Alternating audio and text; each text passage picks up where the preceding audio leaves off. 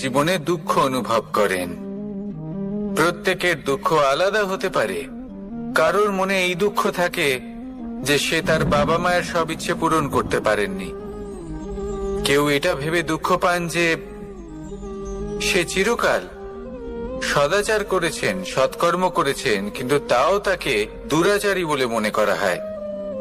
কেউ এটা ভেবেও দুঃখ পান যে তার সামনে যে ব্যক্তি রয়েছেন তার চোখে তিনি শত্রু হয়ে উঠেছেন বা দুষ্ট হয়ে উঠেছেন, যেখানে তিনি হয়তো কোনো অনুচিত কাজই করেননি। এবার এই সমস্ত বিষয় নিয়ে ভেবে নিজের ব্যক্তিত্ব নিয়ে সন্দেহ প্রকাশ করবেন না। যদি নিজের ব্যক্তিত্ব নিয়ে কোনো সন্দেহ থেকে থাকে, তাহলে কর্ম সংক্রান্ত প্রশ্ন করুন যে আপনি যা করেছেন তাতে কি উচিত ছিল, কি অনুচিত ছিল।